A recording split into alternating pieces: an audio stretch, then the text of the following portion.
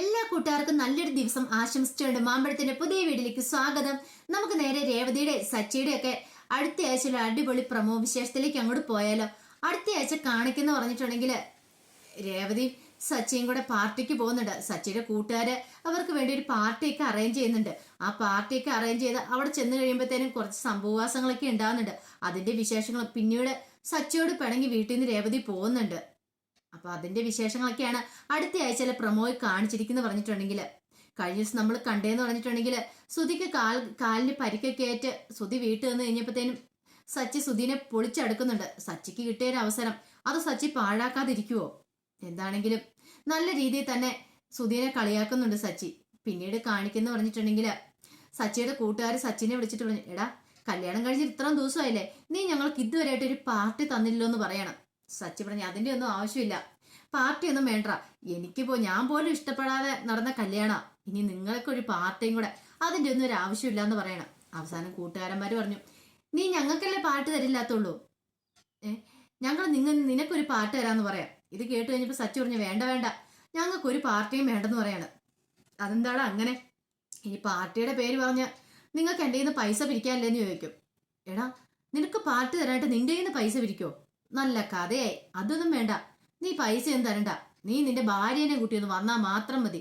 ഞങ്ങൾ ഇതിലായിട്ട് നിന്റെ ഭാര്യനെ കണ്ടിട്ടില്ലോ, നിന്റെ ഭാര്യയെ ഒന്ന് പരിചയപ്പെട്ടിരിക്കണ്ടേ, ഇത്ര നല്ല ഫുഡൊക്കെ ഉണ്ടായിക്കൊണ്ട് ഞങ്ങൾക്ക് തരുന്നല്ലേ എന്ന് ചോദിക്കണം.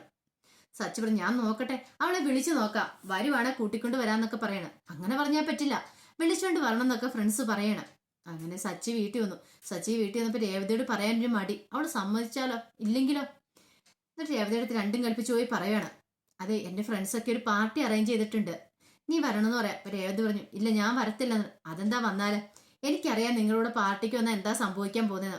അവിടെ വന്ന് നിങ്ങളുടെ കള്ളുകൂടി സഭയിൽ ഇരിക്കാനല്ലേ, എന്നെ അതിനെ കിട്ടില്ല എന്ന് പറയണം. നമ്മൾ രണ്ടും എവിടെ പോയിട്ടുണ്ടെങ്കിലും അവസാനം അടിയേല കലാശിച്ചുള്ളൂ, ഞാൻ വരില്ല എന്ന് പറയാം. അവസാനം സച്ചിക്ക് മനസ്സിലായി, ഇവള് വന്നില്ലേ താൻ നാണം കിടും കൂട്ടാണ് മുമ്പില്. രവീന്ദ്രനെ സമീപിക്കുക.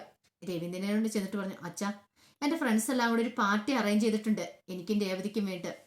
അച്ഛൻ അവളെ ഒന്ന് പറഞ്ഞ് സമ്മതിപ്പിക്കണം, എങ്ങനെയെങ്കിലും അവളെ എൻ്റെ കൂടെ ഒന്ന് പറഞ്ഞു വിടണമെന്ന് പറയാം. അപ്പൊ രവീന്ദ്ര അതെന്താടാ അവള് വരുന്നില്ലെന്ന് പറഞ്ഞ, അവള് വരുന്നില്ലെന്ന് അച്ഛാ പറഞ്ഞു. എങ്ങനെ വരും, നിന്റെ കയ്യിലിരിപ്പോണ്ടായിരിക്കും വരുന്നില്ല എന്ന് പറഞ്ഞത്. ശരി ഞാനൊന്ന് പറഞ്ഞു നോക്കട്ടെ എന്ന് പറയാണ്. പിന്നീട് രവീന്ദ്രൻ ചെന്നിട്ട് രേവതിയുടെ കാര്യങ്ങൾ സംസാരിക്കുന്നുണ്ട്. പക്ഷെ രേവതി ആദ്യം ഒന്നും പോകാനായിട്ട് കൂട്ടാക്കിയില്ല. അവസാനം പറഞ്ഞു, അച്ഛൻ പറഞ്ഞുകൊണ്ട് ഞാൻ പോവാം, പക്ഷെ അവിടെ വെച്ച് എന്തെങ്കിലും വഴക്കുണ്ടായിട്ടുണ്ടെങ്കിൽ എന്തെങ്കിലും സീൻ ഉണ്ടായ ആ സമയം തന്നെ ഞാൻ ഇങ്ങോട്ട് പോരൂന്ന് പറയണം. മോള് ധൈര്യമായിട്ട് പോരെന്നൊക്കെ പറഞ്ഞുകൊണ്ടാണ് രേവതിനെ പറഞ്ഞു വിടുന്നത്. അങ്ങനെ രേവതി സച്ചിയും കൂടെ പാർട്ടിക്ക് പോവാണ്. പക്ഷെങ്കിൽ അവിടെ ചെന്ന് കഴിഞ്ഞപ്പോഴത്തേനും ഫ്രണ്ട്സൊക്കെ ഉണ്ടായിരുന്നു. ഒരു കൂട്ടുകാരന്റെ വീട്ടിൽ വെച്ചായിരുന്നു പാർട്ടി നടത്താൻ തീരുമാനിച്ചിരുന്നത്. അവിടെ ചെന്ന് രേവതിക്ക് സച്ചിക്കും വേണ്ടി അവർ കേക്കൊക്കെ മേടിച്ചിട്ടുണ്ടായിരുന്നു. കേക്ക് കട്ട് ചെയ്യുവാണ്.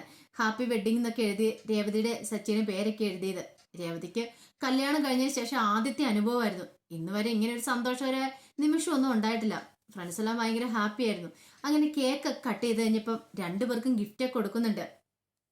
കല്യാണത്തിന് ഗിഫ്റ്റ് കൊടുക്കാൻ പറ്റില്ല, കല്യാണത്തിന് വിളിച്ചുവല്ലോ, അപ്പം ഈ പാർട്ടിക്ക് വിളിച്ചു കഴിഞ്ഞപ്പോഴാണ് ഗിഫ്റ്റ് ഒക്കെ കൊടുക്കുന്നത്. അങ്ങനെ ഗിഫ്റ്റ് എല്ലാം ശേഷം ഫുഡായിരുന്നു പിന്നെ ഉണ്ടായിരുന്നേ. അപ്പൊ ഫുഡിന് മുമ്പ് സച്ചി പറഞ്ഞു, അതെ ഒരു മിനിറ്റ്, കാരണം പാർട്ടി ആകുമ്പോൾ അവിടെ വെള്ളവടി പാർട്ടി ഉണ്ടാവും, അപ്പൊ ഞാൻ കൂട്ടുകാരോട് ഒരു ഇച്ചിരി കഴിച്ചിട്ട് വരാം, നീ ഇവിടെ നിൽക്കാൻ പറയണം, എന്നിട്ട് നമുക്ക് ഒരുമിച്ച് ഫുഡൊക്കെ കഴിക്കാന്ന് പറഞ്ഞിരുന്നു. അങ്ങനെ സച്ചി പോയി അവരുടെ കൂടെ കമ്പനി കൊടുക്കുകയാണ്. കമ്പനി കൊടുത്തപ്പോ ടച്ചിങ്സ് ഒക്കെ ഉണ്ടല്ലോ. സച്ചി മദ്യപിച്ച് അപ്പൊ രേവതി മാറി നിൽക്കുകയാണ്, ലെക്കില്ലാതെ പോയി. അവസാനം സച്ചി എന്ത് ചെയ്യുകയാണ്, അവിടെ വീണ് കടന്ന് അവിടെ കുടിച്ചുകൊണ്ടിരിക്കുകയാണ്. കുടിക്കുകയും കഴിക്കുകയും ഒക്കെ ചെയ്യുവാണ്. രേവതിക്ക് സങ്കടവും ദേഷ്യമെല്ലാം വന്നു ഈ കാഴ്ച കാണുമ്പോൾ. ഒരിക്കലും പ്രതീക്ഷയല്ല സച്ചി ഇങ്ങനെ കിടന്ന് കാണിക്കുന്നുള്ള. മദ്യപിച്ച് ലെക്കേട്ടൊരു അവസ്ഥയായിപ്പോയി സച്ചിക്ക്. പിന്നെ രേവതിക്ക് അവിടെ നിൽക്കാൻ പോലും തോന്നിയില്ല. എല്ലാവരുടെയും മുന്നിൽ കള്ളുകൂടി സഭയിൽ അങ്ങനെ നിൽക്കാൻ രേവതിക്ക് ഇഷ്ടമില്ലായിരുന്നു. രേവതി തിരിച്ച് വീട്ടിലേക്ക് പോരുവാണ്. പിന്നീട് സച്ചി നോക്കിയപ്പോൾ രേവതിനെ കണ്ടില്ല. അപ്പൊ ഫ്രണ്ട്സ് പറഞ്ഞു, എടാ നിന്റെ ഭാര്യ പിണങ്ങിപ്പോയെന്നാ തോന്നേ, നീ ചെല്ലാൻ പറഞ്ഞിട്ട് ഒരു വിധത്തില് സച്ചിനെ പറഞ്ഞു വിടുവാണ് അവിടുന്ന്. ഈ സമയത്തെന്ന് പറഞ്ഞിട്ടുണ്ടെങ്കിൽ രേവതി വീട്ടിലേക്ക് തനിച്ച് തിരിച്ചു വരുന്നേ. അപ്പൊ രവീന്ദ്രൻ ചോദിച്ചു, എന്താ മോളെ, അവൻ എന്തേന്ന് ചോദിക്കുകയാണ്. അതിന് മറുപടി ഒന്നും പറയാൻ രേവതി അകത്തേക്ക് കയറി പോകാൻ തുടങ്ങുമ്പോഴത്തേനും രവീന്ദ്രൻ പറഞ്ഞു, നിന്നെ കാര്യങ്ങളൊക്കെ പറഞ്ഞിട്ട് പോകുമ്പോളെ എന്താ പറ്റി, എന്തായാലും സംഭവിച്ചോന്ന് ചോദിക്കണം. പിന്നീട് രേവതി അവിടെ നടന്ന കാര്യങ്ങളൊക്കെ പറയാണ്, സച്ചിയുടെ കാര്യങ്ങളൊക്കെ, സച്ചി കുടിച്ചു കൂത്താടി കാണിച്ചതൊക്കെ. ശരി മോള് പൊക്കോളാൻ പറയാണ്. രേവതി അകത്തേക്ക് കയറിപ്പോണ്ട്. രേവതിക്ക് സങ്കടം സഹിക്കാൻ പറ്റുന്നുണ്ടായിരുന്നില്ല. വൈകുന്നേരം ആയപ്പോഴത്തേനും സച്ചി 4 കാലം ആടി ആടി വരുവാണ്. രാത്രി കഴിഞ്ഞപ്പോഴത്തേനും കയ്യിലാ ഗിഫ്റ്റ് പാക്കറ്റ് ഒക്കെ ഉണ്ട്, അതൊന്നും എടുക്കാതെ രേവതി പോന്ന്. വന്നിപ്പോ രവീന്ദ്രൻ ചോദിച്ചു, എടാ നീ തന്നെയല്ലേ ഇവിടുന്ന് പോയത്, നിന്റെ കൂടെ നിന്റെ ഭാര്യ ഇല്ലായിരുന്നോ, അവൾ എന്തേന്ന് ചോദിക്കുകയാണ്. സച്ചി ചോദിച്ചു, അവൾ ഇങ്ങോട്ട് വന്നില്ലേ? ഓഹോ, അപ്പൊ അങ്ങനെയല്ലേ, രണ്ടുപേരും ഒരുമിച്ച് ഒരു വഴിക്ക് പോയിട്ട് നീ നിന്റെ വഴിക്ക് പോ, ഞാൻ എന്റെ വഴിക്ക് വരാം, അങ്ങനെയാണ്ടാ ചെയ്യണ്ടേ? നീയല്ലേ അവൾ ഇവിടുന്ന് വിളിച്ചോണ്ട് പോയത്, നിന്നെ വിശ്വസിച്ചല്ല ഞാൻ അവൾ ഇവിടുന്ന് വിട്ട്, എന്നിട്ട് നീ ഇങ്ങനെ 4 കാലം കുടിച്ചിട്ട് കയറി വരുവാണ്ടാ ചെയ്യുന്നതെന്ന് ചോദിക്കുകയാണ്. സച്ചി പ്രതീക്ഷിച്ചില്ല. അച്ഛൻ ഞാനത് പാർട്ടിക്ക്, നീ ഒന്നും പറയണ്ട, നീ നിന്റെ ഭാര്യനെയും കൊണ്ട് പോകുമ്പോ ഒരു കാര്യം ഓർമ്മ വരും, നീ തന്നെ കുടിച്ച് കൂട്ടാടുന്ന പോലെ അല്ല നിന്റെ ഒപ്പം നിന്റെ ഭാര്യ ഉള്ളപ്പം, അവളുടെ സുരക്ഷിതത്വം കൂടെ നീ നോക്കണ്ടേ? നീ എന്ത് വിചാരിച്ചാ സച്ചി? ഞാൻ ഓർത്ത് നീ നന്നായെന്ന് ഓർത്താ, പക്ഷെ എന്റെ എല്ലാം വെറും തെറ്റിദ്ധാരണകൾ മാത്രമാണെന്ന് എനിക്ക് മനസ്സിലായെന്ന് പറയാണ്. അങ്ങനെ നല്ല ചീത്ത പറയുന്നു രവീന്ദ്രൻ. പിന്നീട് സച്ചി മുറിയിലേക്ക് കയറി ചെല്ലുമ്പോഴത്തേനും രേവതി അവിടെ ഇരിക്കുന്നുണ്ട്. ഇത് കേട്ടപ്പോൾ സച്ചിക്ക് ദേഷ്യം വന്നു. അവൾ എന്നെ കൊണ്ട് വഴക്ക് കേൾപ്പിക്കാനായിട്ട് അവള് ഇരിക്കുന്ന ഇരിപ്പ് കണ്ടില്ലേ, നിനക്കൊന്ന് പറഞ്ഞിട്ട് പോരാൻ മേലായിരുന്നോടി, അല്ല നീ എന്ത് കാണിക്കാനാ ഇങ്ങോട്ട് ചാടി ഓടി പോന്നെ, എന്നാ പിന്നെ നിനക്ക് ഇവിടെ ഇരുന്നാ പോരാന്നൊക്കെ പറഞ്ഞ് രേവതിനെ ചീത്ത പറയണം. രേവതിക്ക് സഹിച്ചില്ലത്. രേവതിക്ക് ഭയങ്കര സങ്കടമായിപ്പോയി. പിന്നീട് അതിന്റെ പേരിൽ ഒരു വഴക്കൊക്കെ ഉണ്ടാവുന്നുണ്ട്. അതിനുശേഷം എന്ന് പറഞ്ഞിട്ടുണ്ടെങ്കിൽ പിറ്റേ ദിവസം ഫുഡ് കഴിക്കാനിരിക്കുന്ന സമയത്ത് ചന്ദ്രമതിയും സുധിയും രവീന്ദ്രനും ഒക്കെ വന്നിരുന്നു. അപ്പൊ രേവതി ഫുഡ് വിളമ്പുമായിരുന്നു. ഫുഡ് വിളമ്പാൻ നേരത്ത് ചന്ദ്രമതിക്കും വിളമ്പാൻ തുടങ്ങി. അതോടൊപ്പം രവീന്ദ്രനും സുധിയെ മൈൻഡ് പോലും ചെയ്തില്ല. പക്ഷെ ഇത് ചന്ദ്രമതിക്ക് ഇഷ്ടപ്പെട്ടില്ല. ചന്ദ്രമതി തന്റെ പ്ലേറ്റ് വിളമ്പാൻ സമ്മതിച്ചില്ല. ആദ്യം സുധിക്ക് വിളമ്പിയാൽ മതി, എന്നിട്ട് എനിക്ക് വിളമ്പിയാൽ മതി എന്ന് പറയണം. രേവതി പക്ഷെ മൈൻഡ് ചെയ്തില്ല. രവീന്ദ്രൻ പറഞ്ഞു, അതെന്തിനാ സുധിക്ക് വിളമ്പുന്നേ, അവൻ വേണം എടുത്തു കഴിക്കട്ടെ, അല്ലെങ്കിൽ നീ എടുത്തു കൊടുക്കാൻ പറയാണ്.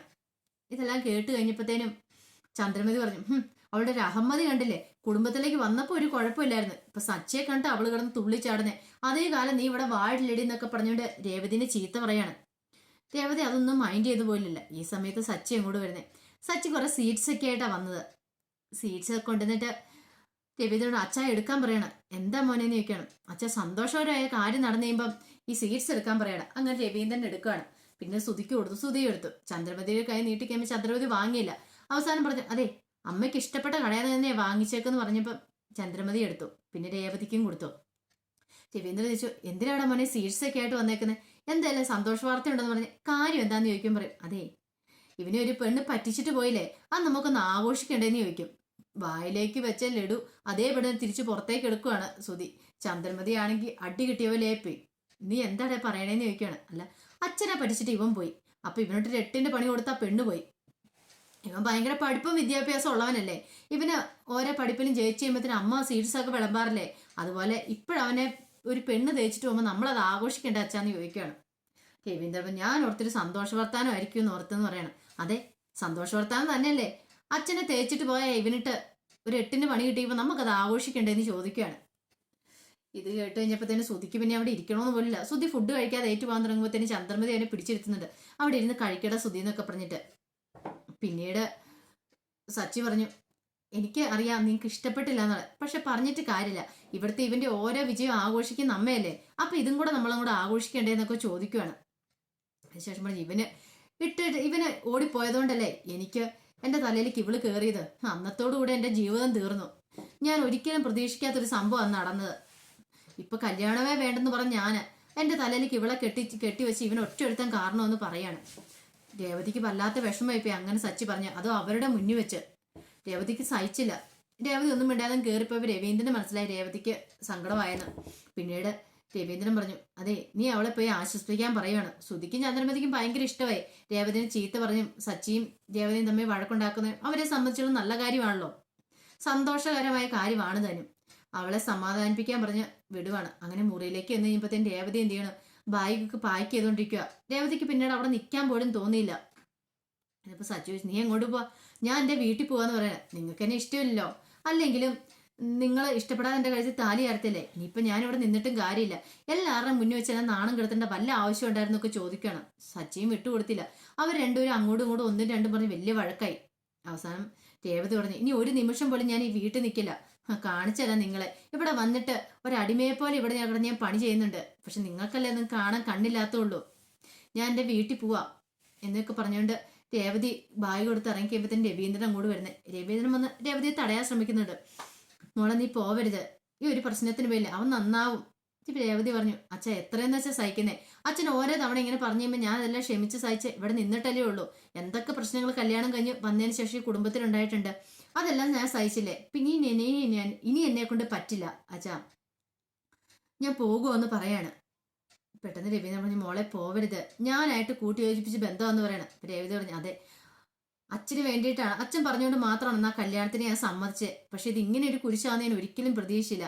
ഇനി ഞാൻ ഇവിടെ നിൽക്കില്ല എന്ന് പറയാണ്. അല്ലേലും എന്തിനാ ഇങ്ങനെ പറയുന്നത്, അച്ഛനെ പറഞ്ഞിട്ട് കാര്യമില്ലേ, 50 ലക്ഷം രൂപയ്ക്ക് എന്നെ വിൽക്കുമല്ലേ ചെയ്തതെന്ന് ചോദിക്കുകയാണ്. ഇത് കേട്ടൻ രവീന്ദ്രൻ ഞെട്ടിത്തരിച്ചു പോയി. രവീന്ദ്രൻ ഒരിക്കലും പ്രതീക്ഷിച്ച കാര്യമല്ലത്. 50 ലക്ഷം രൂപയ്ക്ക് ശ്രുതിക്ക് തന്നെ വിറ്റെന്നാണ് രേവതി പറഞ്ഞതിനർത്ഥം. രവീന്ദ്രന് 50 ലക്ഷം രൂപ കൊടുത്ത് രേവതിനെ സ്വന്തമാക്കാൻ വേണ്ടി മാത്രമായിരുന്നു ശ്രുതി. അങ്ങനെ രേവതിയുടെ ജീവിതം ഒന്ന് കരിപ്പിടിപ്പിക്കാൻ വേണ്ടി മാത്രമായിരുന്നു. പക്ഷെ ഇങ്ങനെ ശ്രുതി ചതിക്കുമെന്ന് ഒരിക്കലും പ്രതീക്ഷിച്ചില്ലോ. ഇത് കേട്ട് സച്ചി അങ്ങോട്ട് പറഞ്ഞു വന്നിട്ട് ചോദിച്ചു, നീ എന്താടി എന്റെ അച്ഛനോട് പറഞ്ഞ് തറുതല പറയുന്നതെന്ന് ചോദിച്ചുകൊണ്ട് രേവതിനെ തല്ലാനായിട്ട് കൈ ഓങ്ങുവാണ്. ഇതോടെ രവീന്ദ്രൻ, നീ എന്ത് പരിപാടിയാണ് കാണിക്കാന്ന് ചോദിച്ച് സച്ചിനെ തടയുവാണ്. അപ്പൊ രേവതി, കണ്ടില്ല അച്ഛൻ, ഇനി ഒരു നിമിഷം പോലും ഞാൻ ഇവിടെ നിൽക്കില്ല എന്ന് രേവതി ബാഗ് കൊടുത്തോണ്ട് പുറത്തേക്ക് പോവാ. ഇത് കണ്ട് നോക്കി നിൽക്കാനേ രവീന്ദ്രനും സച്ചിക്കും പറ്റുള്ളൂ. പിന്നീട് വീട്ടിൽ ചെന്ന് കഴിഞ്ഞപ്പോഴത്തേനും ലക്ഷ്മിയമ്മയൊക്കെ രേവതിയോട് കുറച്ച് കാര്യങ്ങളൊക്കെ പറഞ്ഞ് മനസ്സിലാക്കുന്നുണ്ട്. പിന്നെ രേവതിനെ തിരിച്ച് വീട്ടിലേക്ക് കൊണ്ടുപോയി വിടുന്നുണ്ട്. അതിന്റെ വിശേഷങ്ങളൊക്കെയാണ് ഇനി നമ്മൾ അടുത്ത ആഴ്ച കാണാൻ പോകുന്നു പറഞ്ഞിട്ടുണ്ടെങ്കിൽ. അപ്പൊ എല്ലാവർക്കും വീഡിയോ ഇഷ്ടപ്പെട്ടെങ്കിൽ ലൈക്ക് ചെയ്യണം കേട്ടോ. ആദ്യമായിട്ട് കാണുന്നവരാണെങ്കിൽ സബ്സ്ക്രൈബ് ചെയ്യുകയും കൂടെ ചെയ്യണം കേട്ടോ. ഒരിക്കൽ കൂടി എല്ലാവർക്കും നല്ലൊരു ദിവസം ആശംസിച്ചുകൊണ്ട് നിർത്തുന്നു. നന്ദി.